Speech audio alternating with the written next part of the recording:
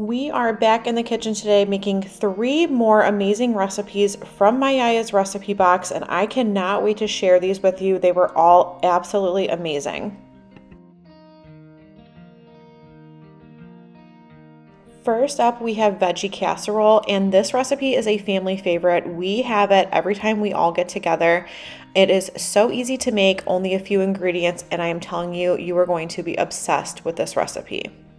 Okay, so this is everything that we're going to need for this veggie casserole. You can buy these vegetables separately if you can't find them mixed, but it's just a California style vegetable mix with the broccoli, cauliflower, and carrots. And then that recipe card said to cook it. All you're going to do is just make sure that they're thawed. So you can put them in your refrigerator or you can pop them in the microwave just until they're thawed, and then make sure that you get rid of the excess water from it. That's all you have to do there. You don't have to cook it on the stove or anything. And then we're going to need some Velveeta cheese, some Ritz, and some butter. So all you really have to do for this dish is slice the Velveeta cheese. And I'm going to show you here, you don't want it any thicker than this, probably about a 1/4 of an inch. I would not go any thicker than that. And I did half of this recipe, so I'm only going to use half the block of Velveeta. The full recipe is perfect for a 13x9 and uses exactly 1 block of the Velveeta cheese. I went ahead and thawed my vegetables, and then I made sure to drain them to get off any excess water because you don't want that too watered down your casserole. Then you're just going to top it with the Velveeta, and then take your Ritz crackers. Use as much or as little of the Ritz as you like. I love this part of the casserole, so I use quite a bit. So for a half recipe, I think I use 1.5 sleeves.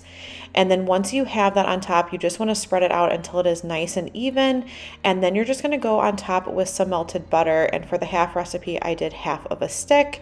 And then you're going to cover this tightly with foil and bake it in the oven. So for the half recipe with foil, I cooked it for 20 minutes at 350. And then I took the foil off and cooked it for 10 more minutes. That way the top can get nice and brown and bubbly.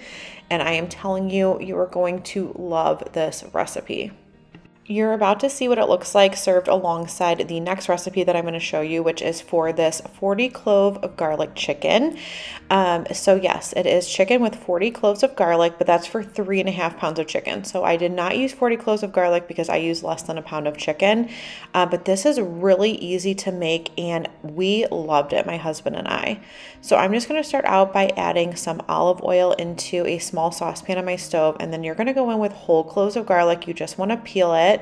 And then I just cooked it on the stove until it started to brown, and then flip them over and let it brown a little bit more on the other side. And then once that was done, I just set it to the back of my stove, and I went ahead and took my chicken breast and some olive oil. I did season them with salt, pepper, and rosemary. I did not have the basil, so I did leave that off. And then once I put them in the pan, I just seasoned the opposite side. So you're not cooking the chicken breast here. You're just wanting to get some color on it before we finish cooking it in the oven. So once I had a little bit of color, I went ahead and flipped them over. And then you're going to transfer this to a baking dish, like a 13x9.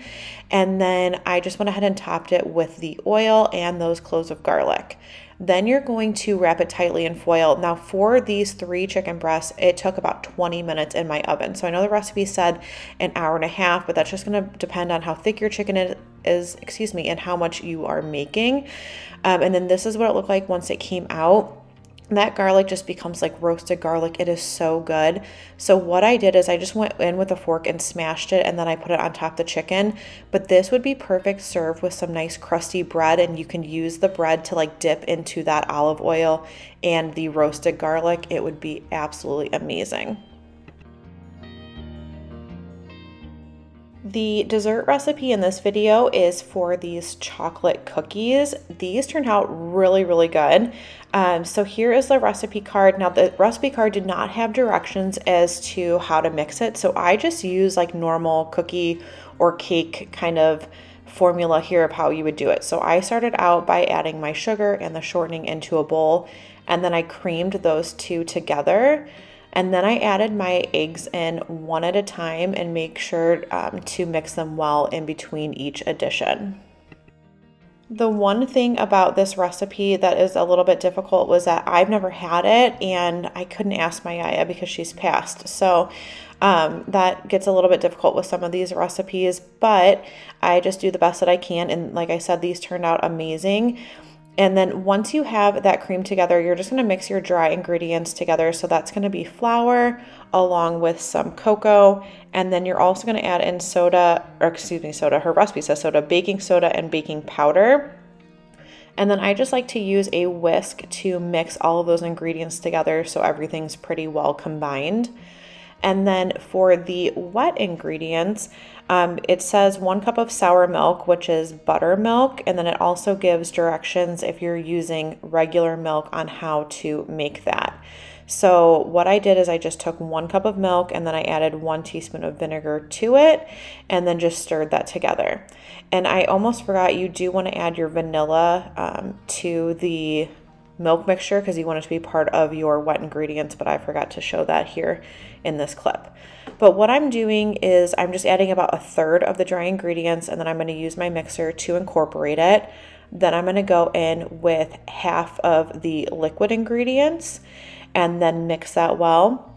And then I'm going to add the next 1/3 of the dry ingredients, mix it well again, and then the other half of the wet, and then ending with the other 1/3 of the dry ingredients. That's just like the method that's pretty standard for any like pastry or like cookie cake kind of a thing. It just helps you to incorporate everything well without over mixing it, and also not making a big mess, like adding all of that flour at first together would have been quite a mess. So I just like to split it up into that kind of a routine. And then what you're going to do is just take 2 spoons or a cookie scoop, and then I put these onto a baking sheet that I lined with parchment paper, and then I baked them at 350 degrees, and they took about 14 minutes for me. Every oven is different. Now this recipe card did not have a baking time or an oven temperature, so I kind of guessed at that, but they turned out amazing. This cookie is not too sweet, and it kind of has a cakey texture to it. I took them into the office with me, and all of my coworkers love them, and my family loved them too, so I highly recommend this recipe. I really hope that you enjoyed seeing these recipes today. Please make sure that you subscribe before you go so you don't miss out on any of my Yiayia'S amazing recipes while I go on this journey, but I will see you in the next video.